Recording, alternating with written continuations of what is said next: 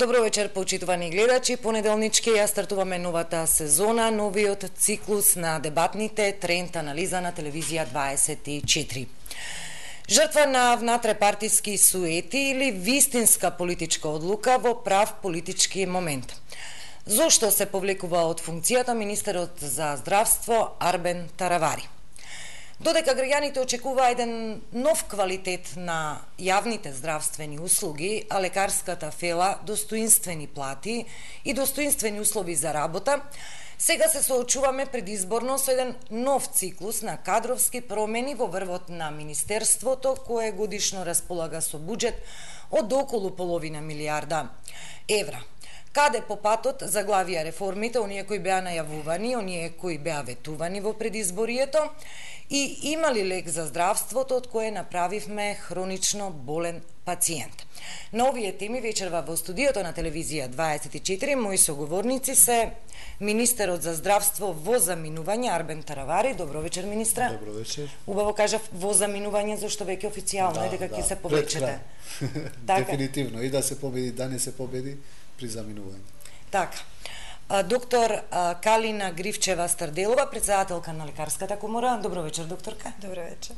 Од мојата десна страна, доктор Сашо Стојчев, поранешен директор на една од најекспонираните за нас медиуми, најатрактивна општа болница 8 септември. Добро вечер, доктора. И доктор Дејан Ставрич, познат на јавноста и од оние синдикални движења и од оние други моменти во вашиот живот професионален. Добро вечер. Добро вечер. Ги најавив моите соговорници, дебатата ја стартуваме за кратко, веднаш по рекламите, останете со нас. 10 години во најдоброто друштво. Изберете Samsung Galaxy J3 заедно со 10 гигабајти супербрз 4G интернет со VIP Mobile EO. Повеќе за вас. VIP. Светска услуга за домашна цена. Супербрзиот оптички интернет на Телекабел, сега достапен за секој дом.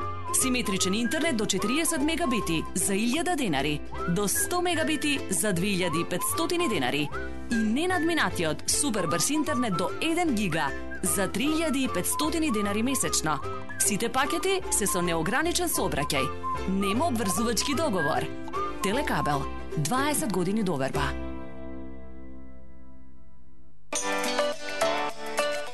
Летна понуда во галерија. 15% попуст на целокупната програма на озвучување Bose. Звучници, Bluetooth и Wi-Fi системи, слушалки. Галерија, City Mall Скопје, Битола и Прилеп. Bose и галерија. Најдоброто од техниката. Екстра понуда од АНЦ. Продажба до 72 рати, само со лична карта, без административни трошоци. Купете нов лаптоп, телевизор или мобилен телефон на 72 рати, само со лична карта, без административни трошоци. Повелете да аплицирате во салоните на АНЦ. АНЦ, вистинско место за нова технологија. Кардиоваскуларната хирургија е срцето на нашата болница. Медицинска гранка која е најголемиот предизвик за секој хирург. Лидери во извршување на најсложените операции, специфични за нашиот хируршки тим. Ние сме Жан Митрев клиник. Приклучете се на Total TV и гледајте преку 200 канали каде и да сте во Македонија. Најдобри спортски содржини на Спорт клуб каналите. Филмски, детски, музички и забавни канали што сите ги бараат. Бесплатна инсталација и 50% попуст на вториот ресивер, плюс дополнителни поволности. Искористете веднаш Total TV. Хит за лето. Смршете природно као и ја уз помош липосукцијски исхрани. За 3 неделje 15 килограма мање. Мало ли е? Спремите се за бикини, за плаже, будете најлепши. Никад не е касно. Ако кренете на време sa липосукцијском диетом и sa липосукцијском исхраном, изгледачете фантастично. Сви прави мушкарци брину о свом телу и изгледу, а не само даме. Зато, господо, неки ваш избор буде липосукцијска исхрана. Кога се сака, се може. Аплицирајте за Супер С ненаменски потрошувачки кредит и добите до 1.200.000 денари. Фиксна каматна стапка од 5,5% за првата година и рок на отплата до 10 години. Шпарка се банка. Банка на вашето семејство. 10 години во најдоброто друштво. Изберете Samsung Galaxy J3 заедно со 10 гигабајти супер брз 4G интернет со VIP Mobile EO. Повеќе за вас. VIP. Да, ја почнуваме дебатата веднаш, почитувани гледачи. Моите соговорници ќе ми остават малку простор да му поставам некое прашање на министерот актуелен со својата оставка. Прво да ве прашам кога ќе ја поднесете оставката? Значи, утре веќе состанок ќе имам со експертите што се по право. Како ќе ми советуваат, така ќе постапам. Денот кога ќе ми речат тие дека треба овој ден да се даде оставка, тој ден ќе ја дадам оставката. Сакате вие да бидете градоначалник или партијата сака вие да бидете градоначалник? Значи, ова е склоп на околности во кои што партијата никако не инсистираше јас да бидам, туку ние сме нова партија, во која што има скоро 30 доктори и тој департамент на здравство во која што функционира при Алијансата за албанците сме околу 30 и нешто доктори, од кои 10 се клинички, а јас сум само еден представник од нив.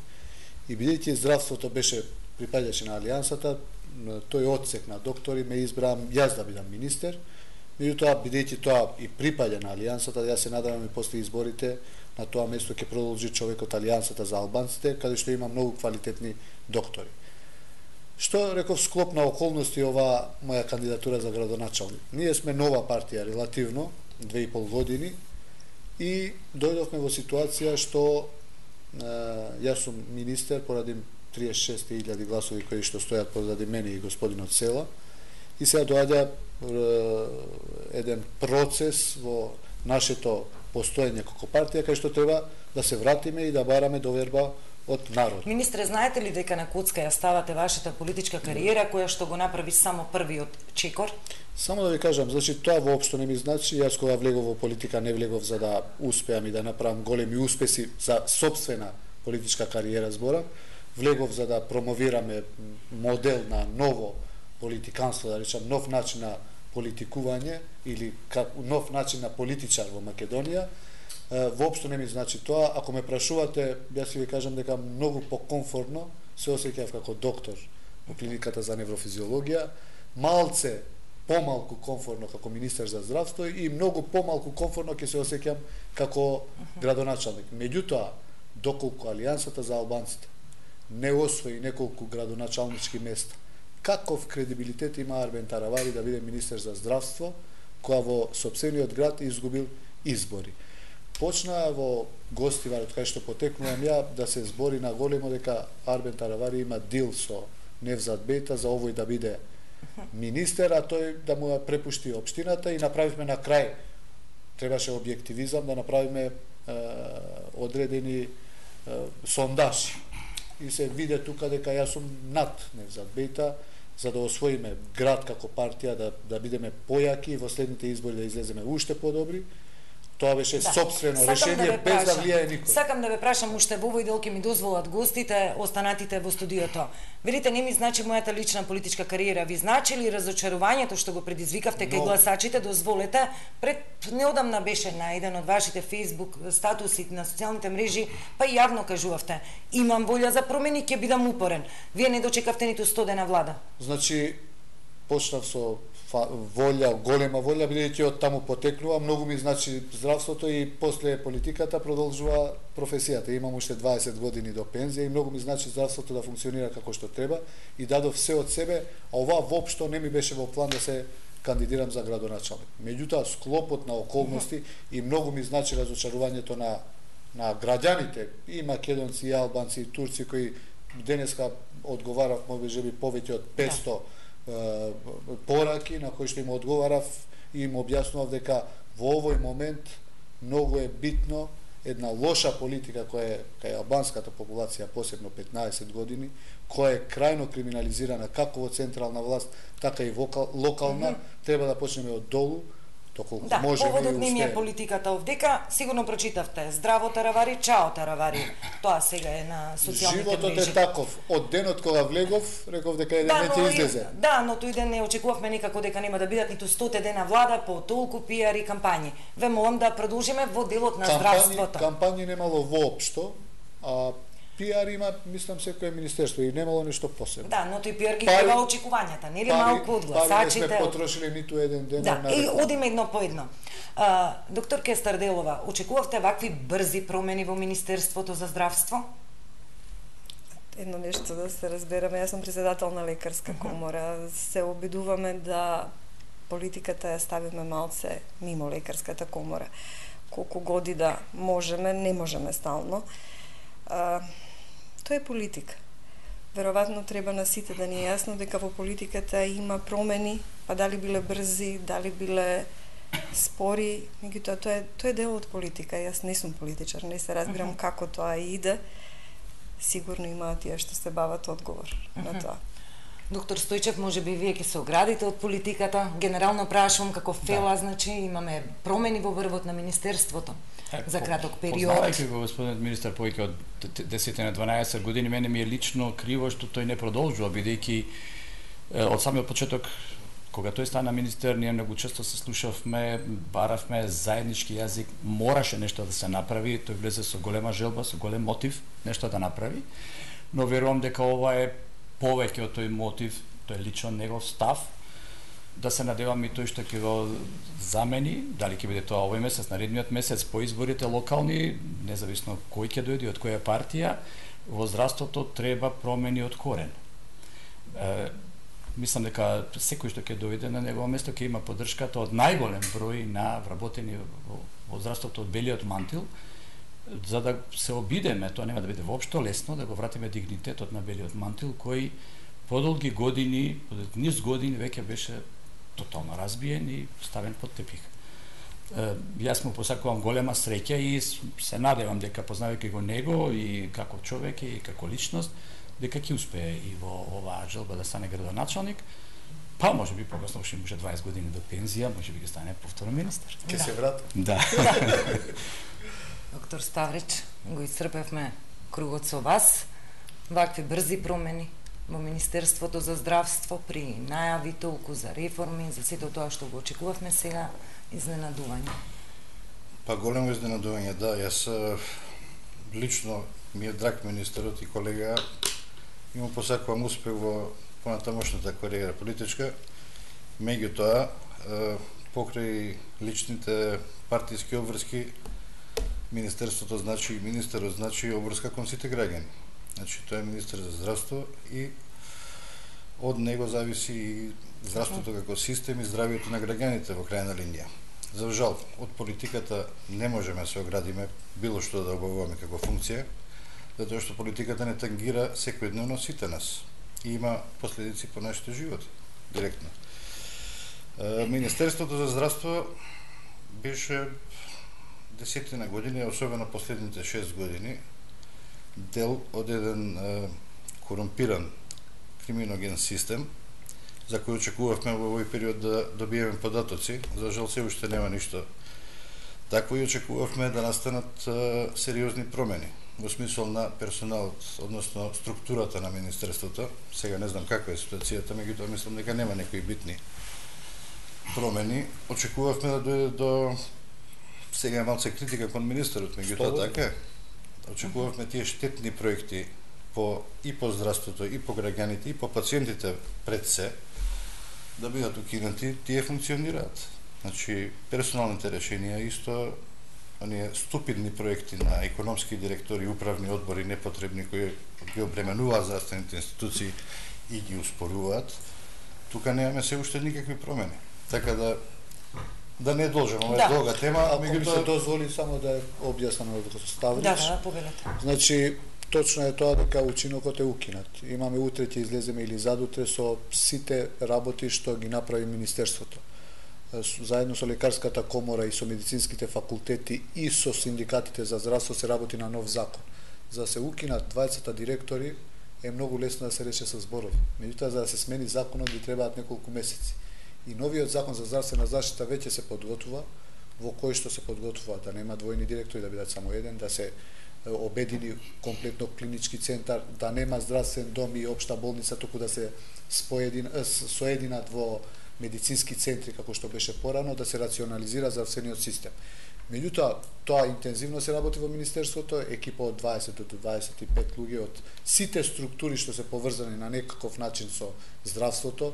Денеска во парламентот помина законот за медицински студии, за континуирана медицинска едукација. Оно колку што можеше со 100 дена се направи одредени промени. Тоа е вистина дека за 100 дена нешто што е уништено у нас за 20 години не е возможно да се направи. Меѓутоа, овие работи што веќе течат, ја мислам дека без разлика кој ќе дојде, кој ќе биде следниот министер, треба да се течат и тоа треба да се случи секогаш кога има промена на министри. Без разлика сега се случи ова да биде во првите 100 дена. Меѓутоа се надевам и понатаму да има еден тренд и за се работи значи стратегија за здравството во која се поканети сите политички партии, експерти од земјата и надвор од земјата кои што работат про боно, значи без никакво надоместување финансиско. Овие се работи кои што се добри за нашето здравство. За таму кај што работиме и вие и јас. Да, сакавте Ставричиле? Па да, сакав да пред заменување министерот во тој отчет што го најавувате да ни каже нешто и за неговиот претходник, значи за ефектите од тоа владење со здравството или тоа манипулирање со здравството што под кое бевме сите ние. Значи направени се и внатрешна ревизија во Министерството за здравство и тоа официјално ќе излезе и сите документи што се во мое време се достапни за сите новинари и за сите луѓе кои што сакаат да имаат такви информации, а државната ревизија тоа ќе се направи редовна државна ревизија што е на крајот на годината ако не грешам и сите тие се секогаш достапни на јавност. Да, само да одите државни ревизии да ве поправам, ова не е нарачана ревизија или досега не нарачавте бидејќи редовните ревизии се прават по случајен избор. Не мора да значи дека Министерството за здравство ќе биде. Внатрешна ревизија е направена, а за да се направи дополнителна ревизија тоа се плаќа и треба да се тендерира. Се што е над 500 евра треба да се тендерира. Што покажа внатрешната ревизија? Може да ги видите комплетниот навод се во Министерството. Добро, нешто клучно, што покаже за работењето во Министерството? Потреби, има високи плати, има тројни плати, има одредени апарати кои што не може да се најдат да се платени. Значи, постои полно низа на работи кои што се на увид и може целата јавност тоа да го види. Да, за доктор Старделова и доктор Стојчев, да, сакате? Има дел од тие работи и во лекарска комора околу симулацијскиот центар, кои ние се договоривме на извршен да извадиме документи, треба само да ги комплетираме. Еден дел од документите се во Министерство за здравство. Договорот во кој лекарска комора финансира 40% од симулацијскиот центар за да се купи, договор кој не е испочитуван, има доста документи во комора за работата на претходниот министер. За колку ви суми на пари се работи? 240.000 евра лекарска комора дала, плюс камати, затоа што ние отплаќаме до... Да, симулацијскиот центар кошта повеќе од 600.000 евра. Не се користи воопшто. Кои не се користи, затоа што добар дел од фантомите не се осигурани. Треба 400.000 денари да се плати осигурање за да можат тие да функционираат. Функционираат само 2 фантоми од фантомите се одлични, јас побарав и имав можност да влезем и да направам фотографии од фантомите. Тој е одличен симулацијски центар. Меѓутоа ево сега правиме обиди со Министерство за здравство и Министерство за образование да тој симулацијски центар биде поставено намо каде што му е место. Ова е во делот на ревизиите, ајде малку во оној наш микросвет на пациенти да се сведеме како ги оценувате овие, ќе ги речам први 100 дена од сработеното, министерот е тука, најавени внатрешни ревизии, дали нешто се почувствува дека е променето во здравството или имаме некако најава дека нешто ќе се менува? Најава има, да, тоа сите го слушаме, дека нешто е баш променето на добро или на лошо, мислам дека најдобро пациентите ќе кажат, премногу е кратко 100 дена нешто да се направи. Нормално во секоја промена на власта треба да се направат ревизии, дали се тоа внатрешни ревизии, начинот на финансиско работење, јавните набавки, тоа е во ред, секој би требало да го направи. И во конкретно во нашиот случај, јас секогаш ве молам од почетокот, кога сум бил ВД, а никогаш не сум стален директор, само сум бил вршител на должност, да се направат ревизии, затоа што знаете како ние сме народ кој многу сака да филува, да додава, да измислува, да инсценира, да клевети и така. На тој начин треба секој да биде или заштитен, ако е во право, или да биде санкциониран соодветно порема законските прописи. Јас повторно ќе се вратам од економскиот аспект, иако јас немав економски директор, значи јас морав да ги ревршам и двете, и здравствената и економската функција, дека доколку нешто не се промени во начинот на финансирањето на јавно-здравствените установи, а да не зборам за 100.000 денара за специјалист, кој е извонредно добра идеја, не знам како ќе се и кога ќе се операционализира, без дополнителни средства јавно-здравствените установи нема да бидат ликвидни. Никогаш во цел свет јавно-здравствена установа не прави профит, тоа е непрофитабилна организација, но зависи од економската моќ на државата колку јавното здравство ќе се наметне врз приватното. Кај нас последните 10-15 години, за жал морам да констатирам дека приватното здравство работи практично со невиден голем профит. Не зборам за квалитетот, тоа има други комисии кои ќе го одредуваат, свесни сме дека се греши и во јавното, се греши и во приватното, но за да се реформира и освести и отрезни јавното здравство, мора да се седне од самиот почеток. Каде сме, колку пари треба да потрошиме, вие рекоте што повеќе од половина милиарда евра, сметам дека е тоа изморено малку. Имаше една новина која, можеби пациентите ја поздравуваат, менаџерите, кој јас сум до пред месец дена бил одговорен менаџер, не можев така лесно да ја прифатам дека сите пациенти кои ќе бидат болнички лекувани нема да плаќаат партиципација. Тоа е во ред, окей, секоја влада настапува со популистички мерки, тоа ни е нам јасно, но прашањето е кој ќе ги субвенционира тие пари од каде? Значи, ние имавме самото тоа што минатата влада донесе одлука да тие што немаат 12.000 денара пензија, нема да плаќаат болничко лекување. За нас тоа беше некаде околу 100 до 120.000 евра на годишно ниво, кои не ги добивавме од Министерството за здравство. Доколку сите не би партиципирале, а ние од тој аспект болницата инкасираше во собствената сметка, не имам повеќе сметки, во собствената сметка околу 1.000.000 евра годишно. Да го прашам министерот, запознаен со овие проблеми? Да, нормално. И со овие ветувања? Нормално. Ветувањата многу едноставно ќе ги објасниме. Значи, комплетното болничко лекување не се планира одеднаш да се направи од нова година сите да не плаќаат болничко лекување, туку да се оди со одредени групи. Прво да се почне со одредени социјални групи, например, тоа се луѓе кои што имаат одредени специфични болести, повозрастни, одредени болести, други. Тоа беа околу 5-6 илјади луѓе, прво да се започне со нив, а од кај ќе се земат пари? Секогаш кога се планира нешто да не плаќа за болничко лекување, треба некаде да се најдат пари. Да се размислуваше евентуално тоа да се покрие со многу често се случува амбулантските прегледи се многу ефтини кај нас, значи се плаќа партиципација многу малку. Таму да се подигне малку цената, некогаш луѓето и претеруваат, треба и не треба, поминуваат низ болница и ајде да направиме преглед бидејќи е бесплатен или тоа кошта многу малку. Тука да се воведе цена која што ќе биде малце повисока и која што е многу пофреквентна во однос на болничкото лекување. Ова во изборните ветувања дека на сметка на ова ќе се зголеми цената на... Не, овие се размислувања, оваа не се дефинитивни одлуки. Значи, размислуваме, прво е одредена социјална група за која што постојат пари да бидат покриени и тоа да се започне после нова година, после избори, и другото размислуваме да се компензира, оти ќе дојдат и други луѓе кои што сме им обекале, а мораме тоа да го направиме во следните 3-4 години додека е оваа влада, значи да се размисли како да се покрие комплетниот тој трошок што се ствара во буџетот на... Да, ова е само еден од примерите што ги начна доктор Стојчев, доктор Ставрич, овие први 100 дена, како ги оценувате? Водат кон еден добар развој на станите во Министерството за здравство, односно водат ли кон оние реформи за кои што вие и докторката овдека се боревте, бевте гласни поборници за реформи во здравствениот систем, особено нели во јавното здравство?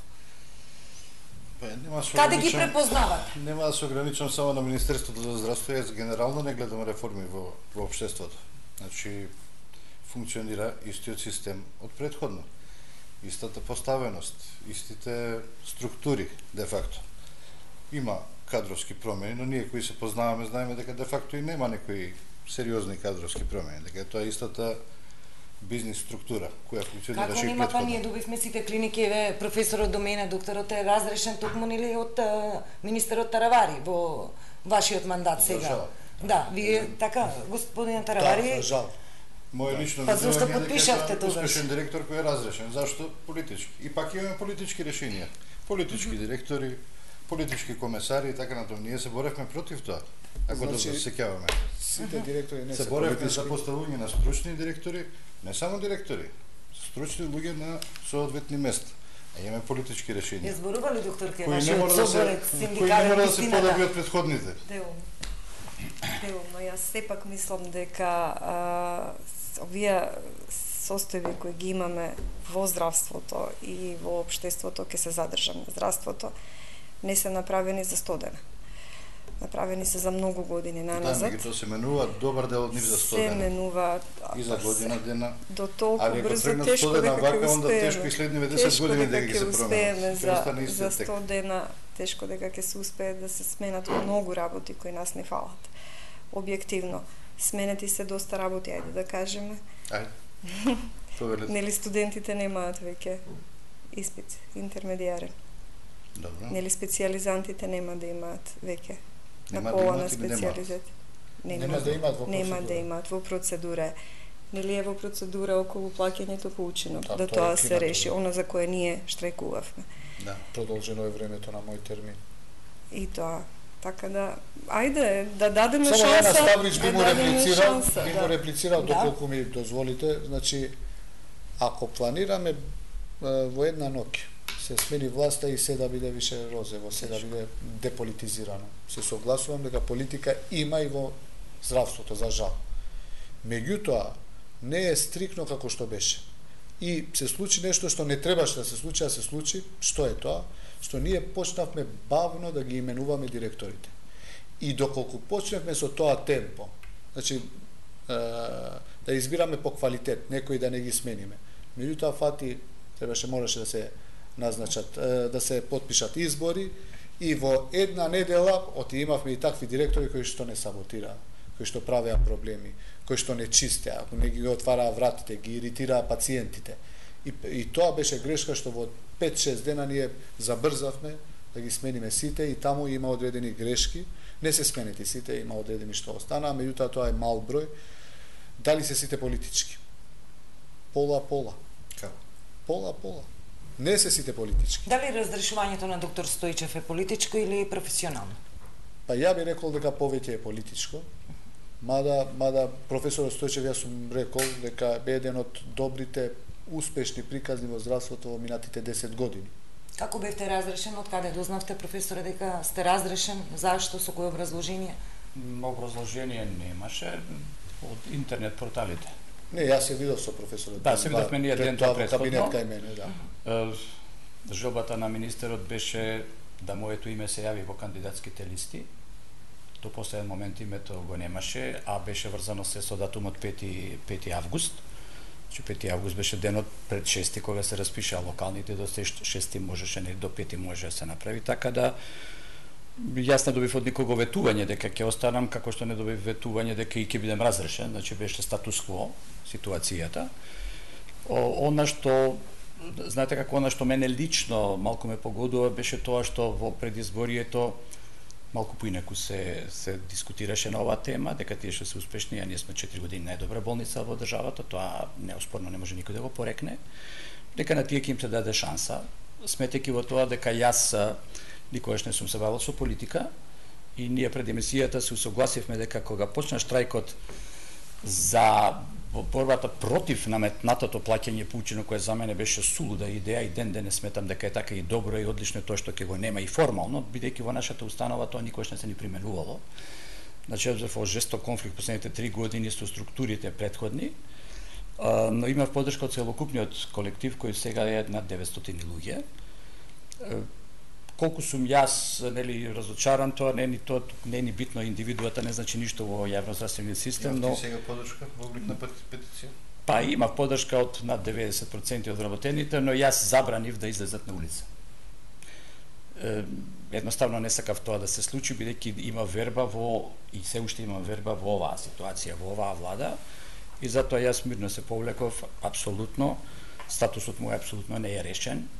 Тука повеќе не годувам, бидејќи јас како редовен професор единствен кој сум редовен реизбран, немам канцеларија, немам поставување, би требало да прифатам да бидам доктор на неврологија, што се коси со моите принципи. Нема да се допушти тоа, сигурно нема. И така да тоа е во оваа ситуација нешто што, ете, малку сум револтиран овој месец, бидејќи не дека не го очекував, ако сметаа дека нели успехот е успех, а знаете како некои пријатели, абе се тоа добро, вие направивте супер болница, ве качивте 3 до 4 пати активности, се, ама сте го правиле во времето на некоја друга влада.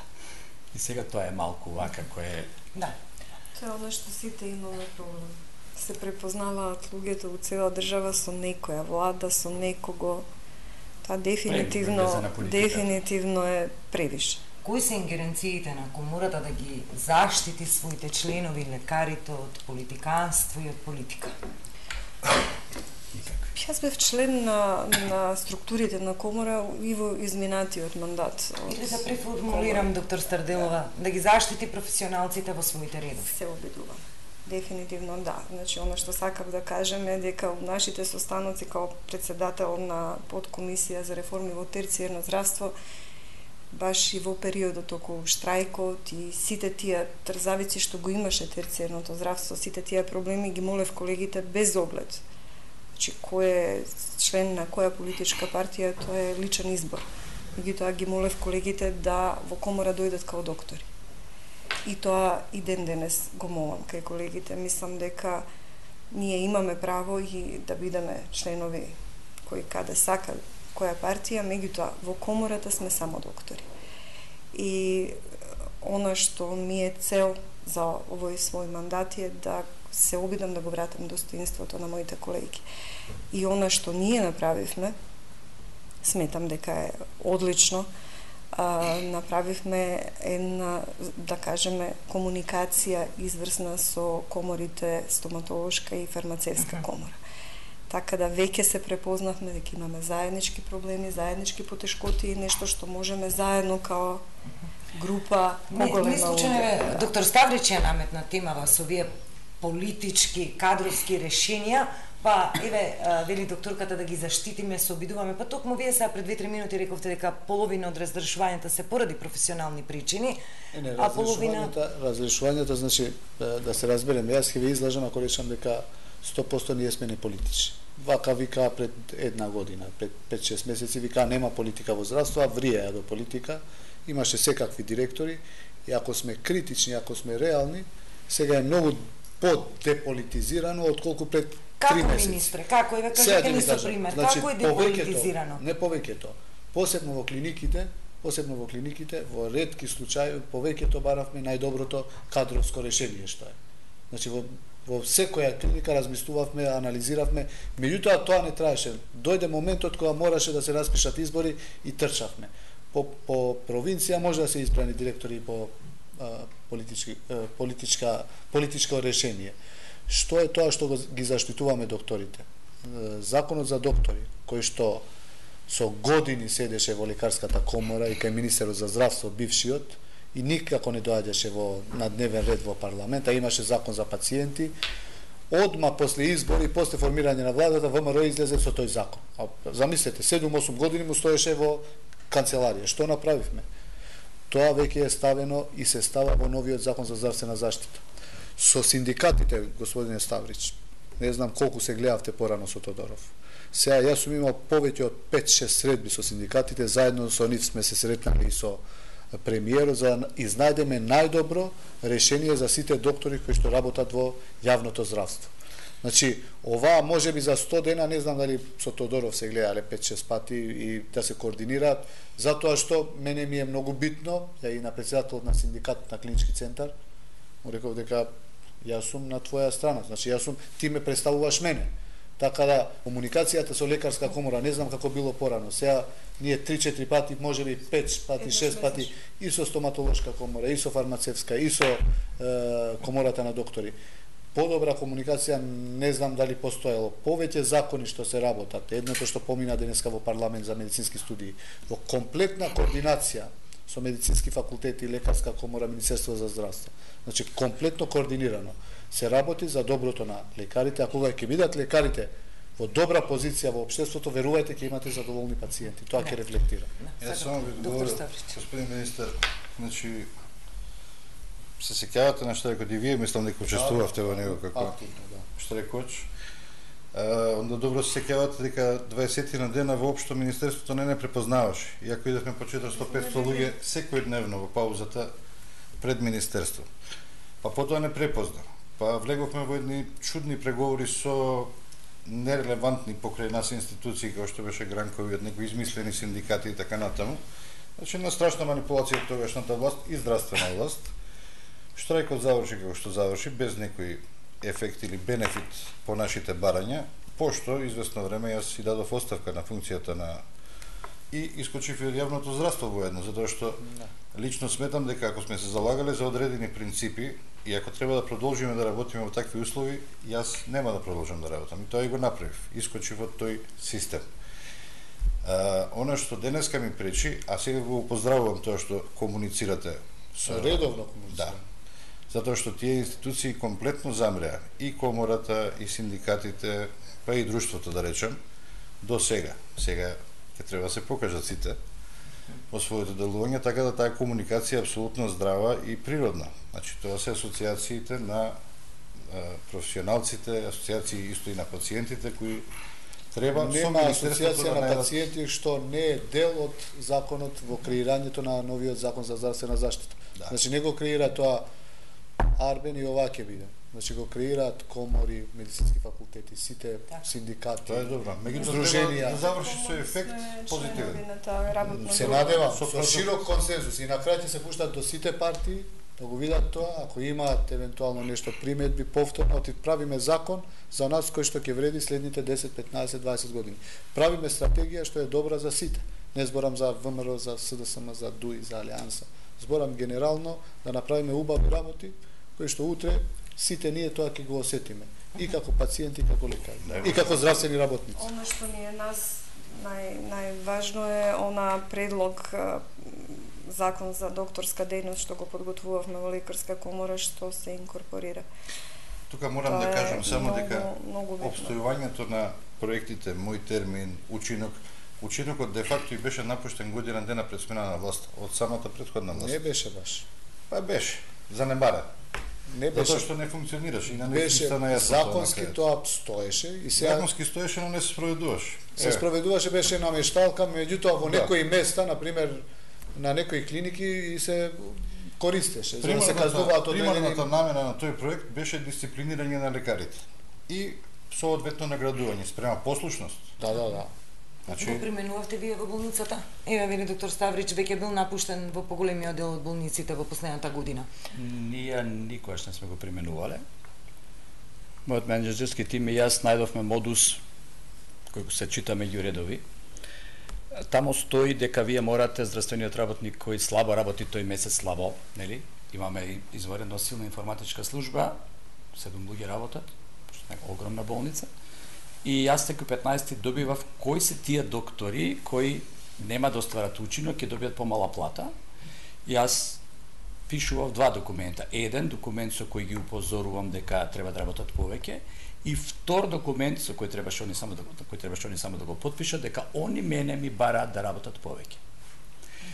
Го потпишуваа сите, бидејќи јас бев неспособен менаџер да им обезбедам на сите 100% да работат.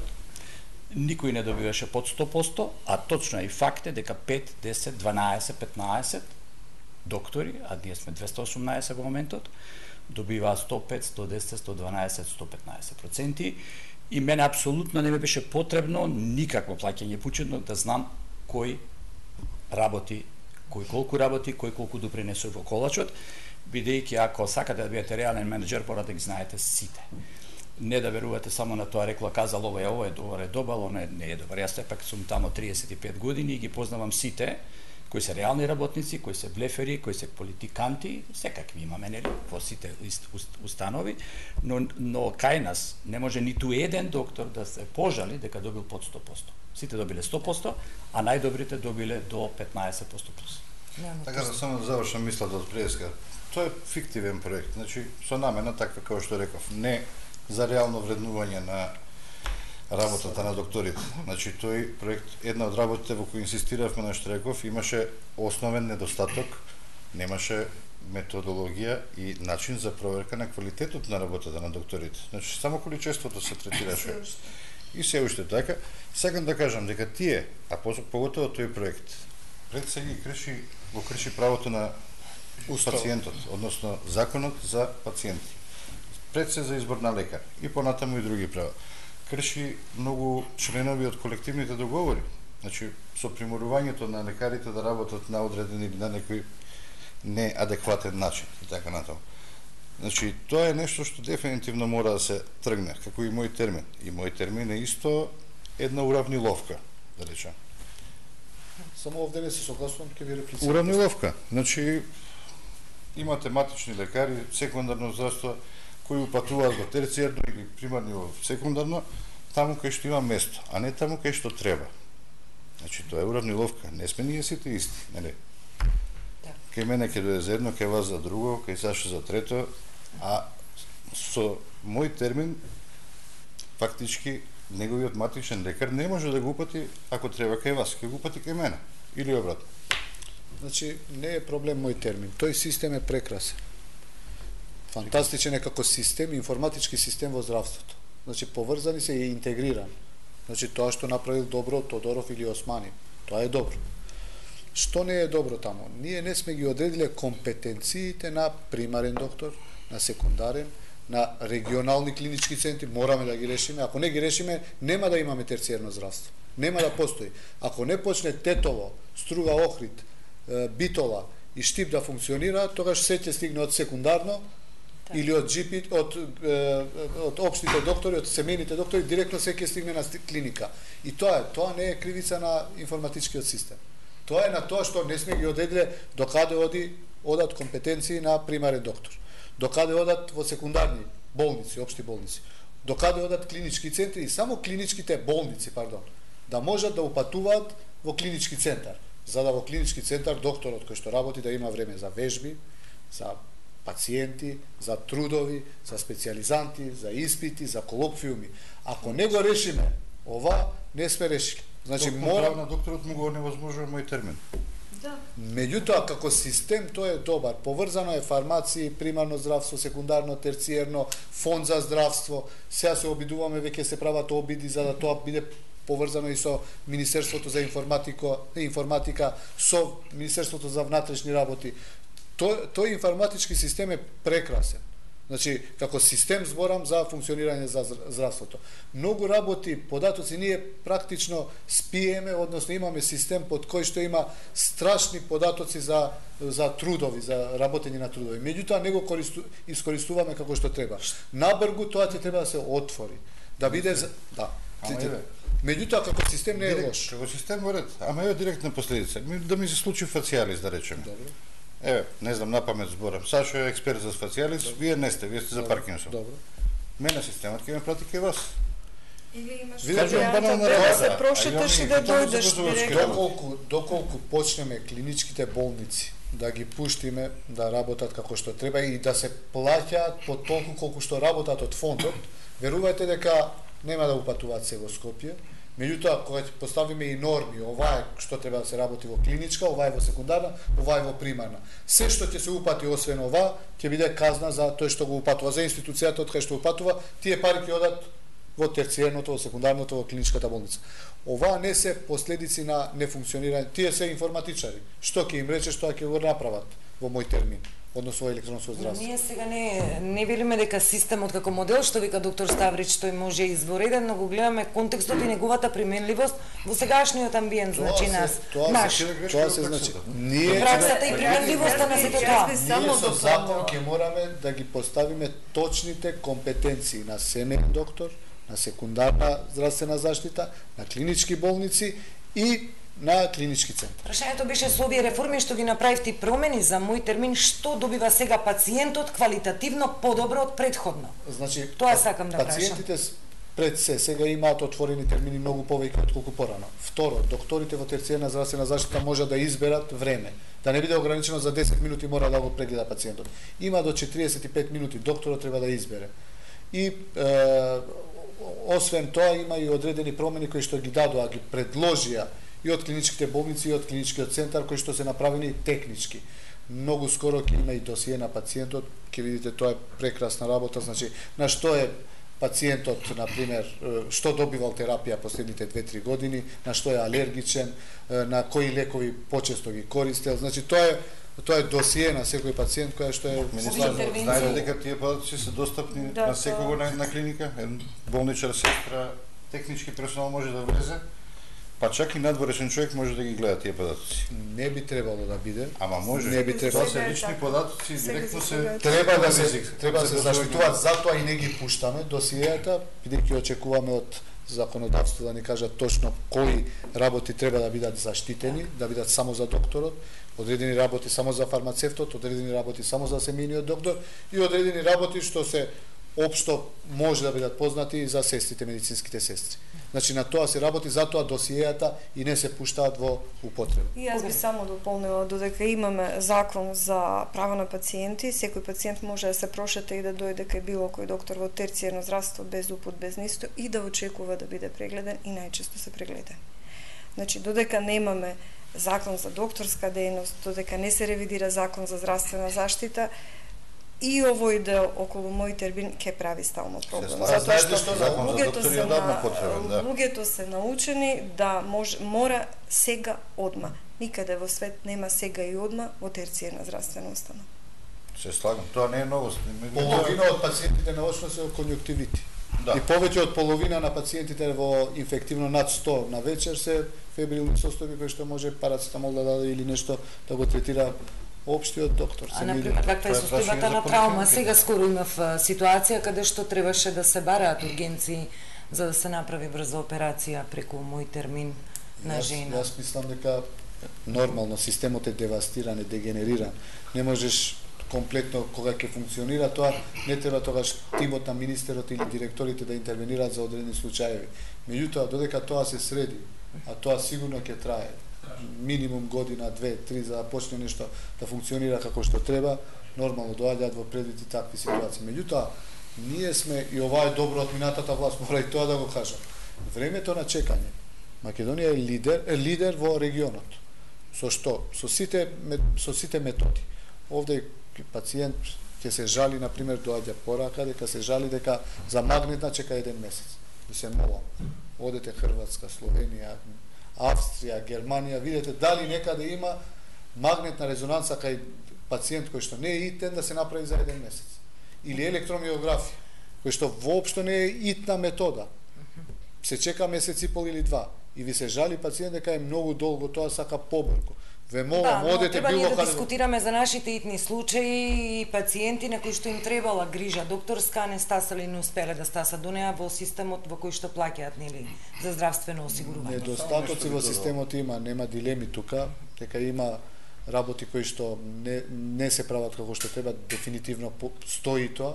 Меѓутоа треба со време да ги коригираме и полека. Го привршуваме првиот дел од дебатата, сакаше доктор Стојчев.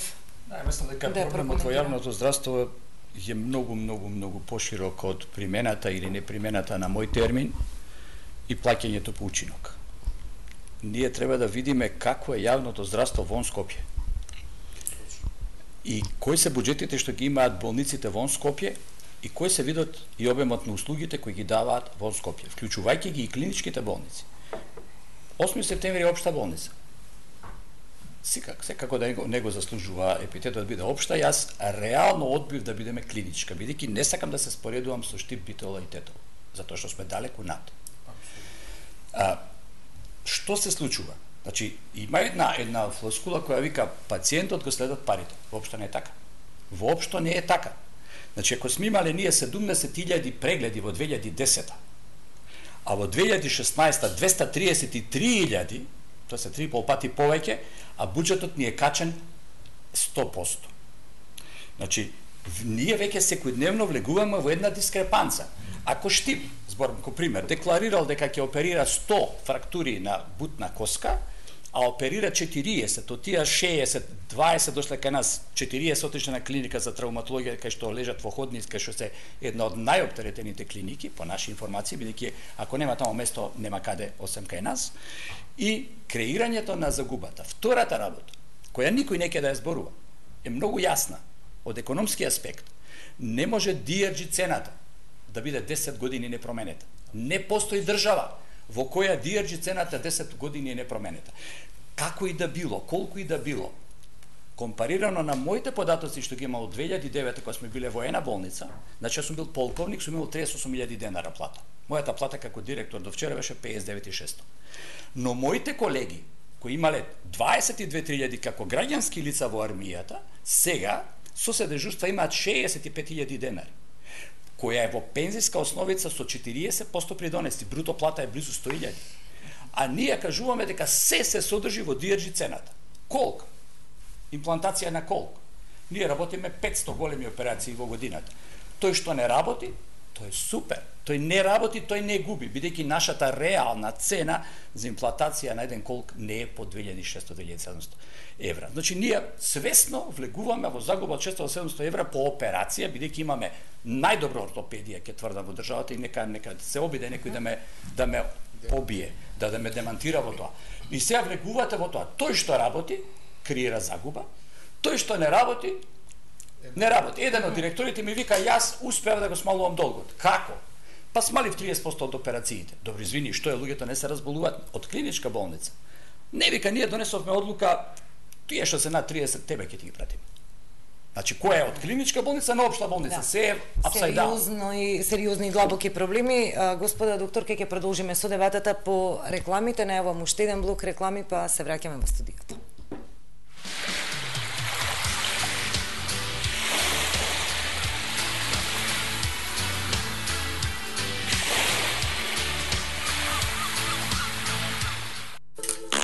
Боже!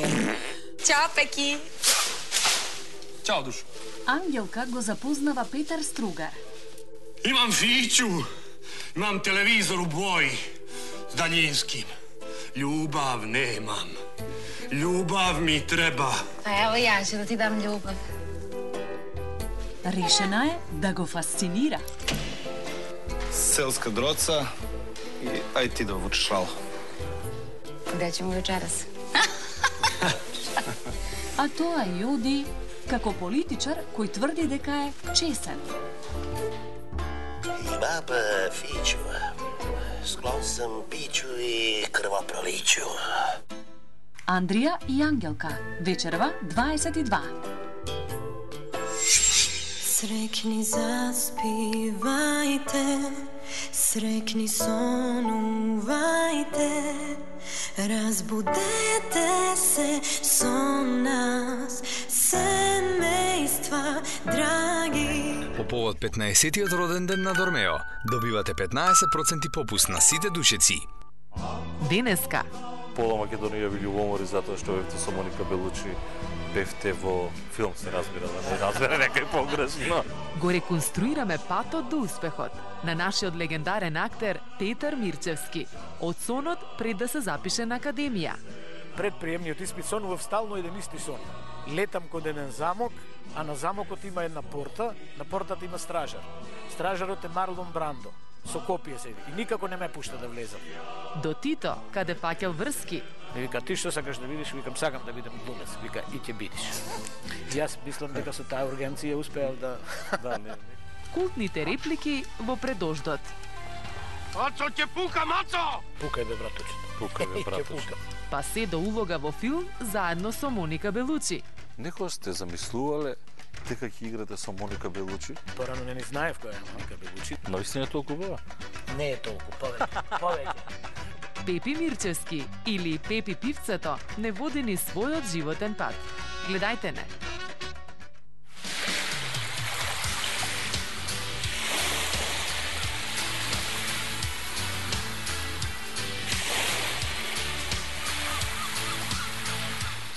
Десет години во најдоброто друштво. Изберете Samsung Galaxy A3 заедно со 10 GB супер брз 4G интернет со VIP Mobile EO. Повеќе за вас. VIP. Иритацијата тешко се игнорира. а причина за неа може да се силните антиперспиранти. Го представуваме новиот и подобрен Dadman Plus Care со 48 часа антиперспирантна заштита и 1/4 хидратантни агенси, создаден за мажите. Силен против потење, пријател на кожата. На прашањето, кој оператор нуди најдобар однос помеѓу цената и квалитетот? Граѓаните на Република Македонија повтор пат одговорија. Телекабел. Best Buy Award во категориите интернет и дигитална телевизија. Повторно за Телекабел. Одберете Телекабел. Најдобра вредност за дадените пари. Здраво, драги гледачи! Јас сум само една од добрите бактерии во Диа 100 Пробио. Во само една капсула Диа 100 Пробио. Има 4,5 милиарди пробиотски бактерии. Соодветен при патувања, употреба на антибиотици, при диареја и надуеност, за одржување на нормална рамнотежа и функција на цревната микрофлора. Диа 100 Пробио за вашите стомачни тегоби од алкалоид. Пред употреба внимателно да се прочита упатството за индикациите, ризикот од употребата и за несаканите дејства на граничниот производ, консултирајте се со вашиот лекар или со фармацевт. Овој вторник, најниската цена во градот, само за вас. Гураби Сандеј 400 грама за само 79 денари. Пакет негазирана вода Маја 6 по литар и половина за само 59 денари. И кафе Франк 175 грама за само 59 денари. Единствено во Тинекс. Навистина би сакал сите да ги послужам со Швепс, но некои не се спремни за тоа. Тоа се оние кои не знаат да го ценат остриот и умикатен вкус на совршено послужен Швепс. Аматери. Швепс, потребен е карактер. 10 години во најдоброто друштво. Изберете Samsung Galaxy J3 заедно со 10 GB супер брз 4G интернет со VIP Mobile EO. Повеќе за вас. VIP. Одиме кон завршницата на вечерашната дебата. Министре, досега генерално некако заедно со вашите колеги зборувавме од аспект на докторите, позицијата на здравството, ама преку призмата на позицијата на докторите. За нас, пациентите, од каде треба да се почне и од каде вашиот наследник, идниот министер, би требало да почне со реформи кои што би можеле малку побрзо да бидат во некои сегменти, за да ги почувствуваме дека нешто се придвижило. Значи, првата работа што треба да се направи, следна работа, законот да се тера. Законот за здравствена заштита, дефинитивно. Што значи за пациентите, за граѓаните, што значи тоа? Па многу Кажете работи, ми, многу работи. затоа што Например, постојано слушаат законски измени, стратегија, ваква здрате. Што тоа конкретно ќе значи за пациентот? Што значи? Време на чекање помалку, подостапни доктори, побрзо да добијат здравствени услуги од тоа што се, и да не лутаат да одат од еден град во друг град за да добиваат одредени здравствени услуги кои што можат реално и успешно да ги добијат во своите градови. Значи 50% здравствените услуги пациентите доаѓаат во гужвата во Скопје. А тоа можат практично и без никаков проблем да го добијат во Костивар, во Валандово, во Кочани. Кој толку лесно, зошто досега тоа не било така? Па немало законска основа, значи пациентите, докторите под притисок на пациентите ги давале секаков упут, само оди во Скопје. Потоа голем проблем е функционирањето во одредени рурални средини на амбуланти. Имаме страшен недостаток на доктори. Значи не да се примаат сите доктори на работа и сестри. Туку што побрзо треба, што повеќе да се примаат. Просек доктор-пациент, значи во јавното здравство е некаде помалку од 1:2. Доктор-сестра е помалку од 1:2. 1:1,5 е некаде. Значи една медицинска сестра обслужува пациенти 10-15, што е многу. Затоа и за незадоволството од пациентите. Хигиената работа која што се работи, веќе има проект за како да се реши тоа, евентуално аутсорсингот е перфектен, треба да се започне со неколку клиники, ако функционира тоа добро, треба да се продолжи. Паркингот на клинички центар е работа која што итно треба да се реши, веќе се работи интензивно, да се изнајде решение за тоа. Тоа се работите кои што се хитни и ургентни, кои што треба следниот министер да ги превземе и да ги реши. Штипската болница малку впечатлива остана со оние слики што ги објавивте претходно, снимавме состојбата таму. Ако би јас живеам значи во Гостивар, ако одите во болницата во Гостивар изгледа лошо. Меѓутоа ако одите во Штип, Гостивар изгледа како Хилтон. Би ви препорачал на сите кога поминувате низ Штип, влезете малце во болница, видите, стварно тоа е мизерно. Ги видовме сликите, прашањето каде ќе ги бараме решенијата и кога. Значи, таму се гради нова зграда, треба што побрзо Министерството да не кочи, туку да им помогне. Истото и во Кичево се гради нова зграда, треба да се помогне. Планирани се инвестиции во Гостивар, во Струмица се гради нова болница. Треба Министерството да ги пушти тие да завршат што побрзо, да немаат сопки. До сега, уште ако имаме квалитетен докторски кадар и лекарски, затоа што нели сме сведоци на постојано иселување, заминување и на медицински кадар. За жал, ние подготвивме и пакет мерки со кои што би ги задржали докторите, што се тие пакет мерки, покачување на плати, вработување на што повеќе доктори, давање на специализации што побрзо што може за тие останат тука, евентуална едукација на тие доктори да може да излезат надвор, меѓутоа да се вратат повторно назад, така да има имаме такви форми или на стимулирање на тие што сакаат да учат доктори да работат. Не. Овие форми беа сосема различни од тоа што сакаме да учиме. Бевме под принуда терани малтене да одиме во странство, тоа повеќе се сведуваше на туризам. Месец дена никој не кажува зошто Гемили болницата во Рим прекина соработката со нашето министерство, затоа што сметаа дека месец дена обука во одредени области е смешно и недоволно и дека тоа се сведува на туризм. Да бидеме реални. Да бидеме реални. Одеа 2 по 2 сестри за да сепак нивните слики на Фејсбук укажува се само не на посета на болници. Може би во овој проект има некој повод и причина за ревизија да се направи. Секако. Од ова што го слушаме сега. Многу проекти има поводи причина веројатно. Докторке, на финишот сме од дебатата, најавив да лоцирате што би требало и од кај би можело најбрзо да се почнат некои реформи за малку пациентите нешто да почувствуваат во секојдневието. Она што ние као комора побаравме и добивме редовни средби со Министерство за здравство и редовни средби со Фондот за здравство. Значи, тука би било многу важно на нашите колеги од примарно здравство да добијат една редовна комуникација со фондот, што во изминатиот периоди не одеше така добро. Она што го добивме, нашата работна група учествува во промена Законот за здравствена заштита. Тоа што значи за доктори. Значи, во делот на специјализации да се подобрат условите за специјализации, да се подобри начинот на кој се вршат тие специјализации. Ние побаравме на нашите колеги бидат повеќе присутни на клиниките кај што ја обавуваат твојата специјализација временски, да добиваат дел од средствата. Тоа, мислам, во тие измени, ако се прифатат, ќе биде сепак поквалитетен кадар кој ќе излезе конечно од клиничкиот центар Скопје као центар за едукација на тие специјализанти и клиничките други центри. Она што ќе го добијат пациентите, ќе го добијат позадоволни доктори. Здруженијата на пациенти, сите они, јас пошто сум дел од таа работна група како представник на лекарска комора, тука се председателите на фармацевска, на стоматолошка комора, сите ние имаме своји предлози.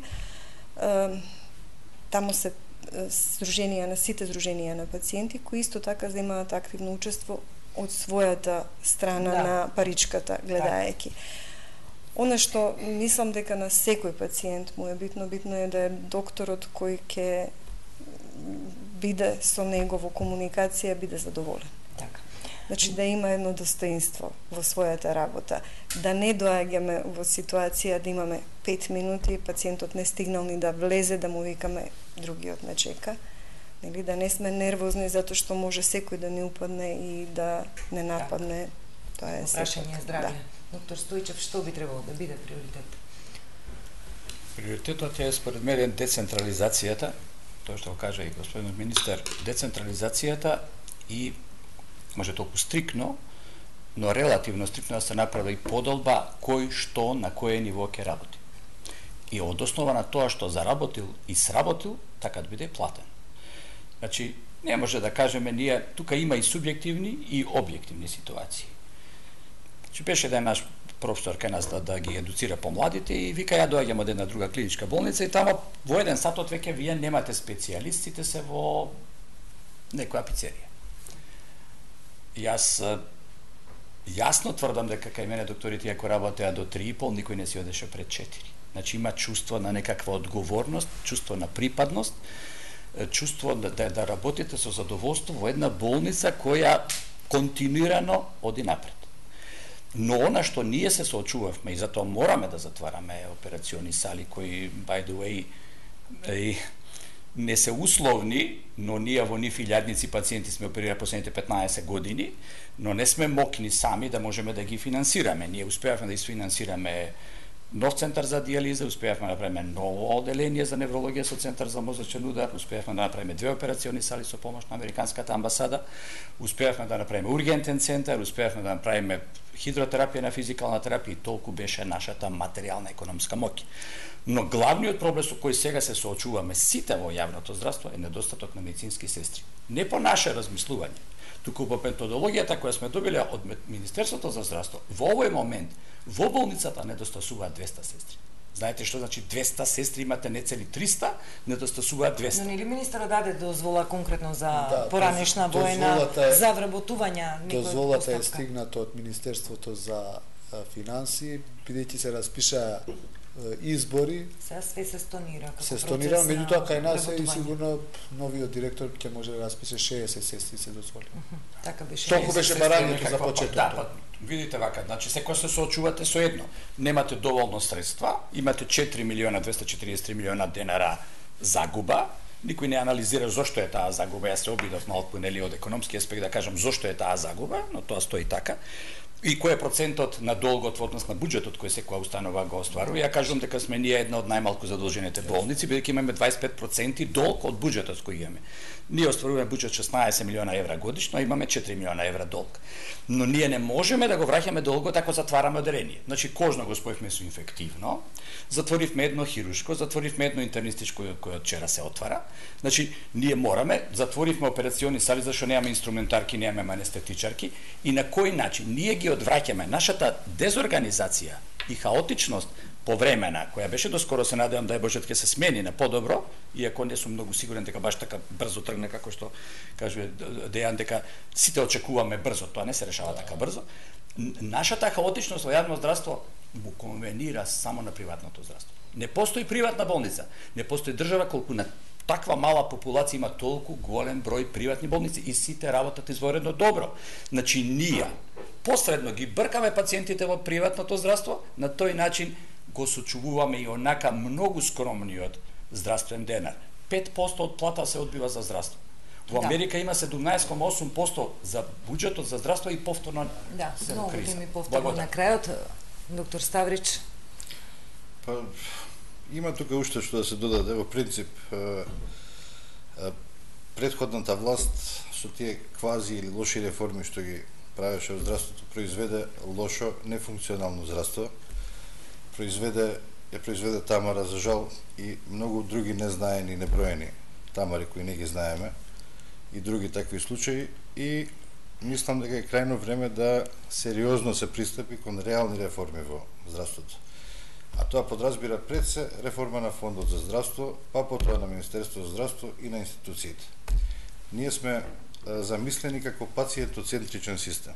Значи, пациентот е во штета до сега. Значи, од целото тоа 10 годишно дивење во здравството и треба да се стави крај на тоа. Се надевам дека вашите консултации, вашата работа ќе вроди со функционален закон кој ќе се почитува и спроведува, затоа што ние имаме редица закони кои го тангираат здравството кои не се почитуваат.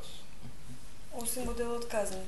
Да. Кои се многу затоа се консултираат сите страни за да биде справедлив и прифатлив за сите. И само би додал дека тоа мора многу побрзо да оди. Проектот околу трансплантации, ние имаме пациенти кои за жал не го помина. Но преоправдани очекувањата на граѓаните, на пациентите дека со променена власта треба нешто и да се промени реално во практиката. Министра, ќе ве прашам, овие 100.000 динари беа плата за доктор специјалист, некако така беше доктор Стојчев, што беа ветени во 4 години. Што значи тоа во период од 4 години ќе биде воведена на крајот од 4-та година, ни до средината, 2 година која завршува. Секоја година ќе се покачува платата 15%, 25%, повторно 25% и на крај Не знам точно процентуално, меѓутоа од следната година треба 15% да се покачи платата на докторите. Од следната 2018. Меѓутоа веќе размислуваме и за дежурства и за други активности на докторите кои што ќе бидат допуштени, значи дополнителна работа, така тоа ќе биде пуштање на вентил, докторите да не бегаат од јавно здравство во приватно, туку да можат дел од својот профит што го сработуваат како доктори после работно време да го остават во клиниките, тие пари од клиниките да се инвестираат во тие јавни здравствени установи, така да сите страни видат некакво задоволство од функционирањето. Установа која тоа го работи веќе година и пол. За жал, многу ретко се тие. Читувавме законот, веќе не добивавме дозвола 4 години упорно чекајќи подзаконски акти и ние го известивме Министерството за здравство дека од 1.1.2016 ние почнуваме дополнителна дејност. До сега немам баш последни информации последниот месец, на таа сметка имаме 150.000 евра. Што е добро. Што е добро, да некаква капка да се сами раздолжиме. И она што е многу подобро од сето тоа, на крајот долговите се обврска на државата или ќе имаме добро здравство кој ќе биде субвенционирано и пратено од економијата во државата, или економијата е слаба па нема добро здравство, но мене ме интересира дека имаме поголемо задоволство на белиот мантил. Во тие тимови хируршки се 5 до 7 луѓе и во другите се 3 до 4 луѓе и сите си вадат реално честна зголемена плата. Тука е крајот на дебатата. Тарвари, очекувате дека Министерството ќе остане под ингеренција на вашата партија? Не знам, тоа е коалицијски договор, за сега е на нашата партија. Најверојатно ќе најдеме кадар кој што е подобар од мене и Министерството ќе продолжи како што треба. Да. Господа доктори, доктор Старделова, на сите ви благодарам што учествувавте во вечерашната дебата.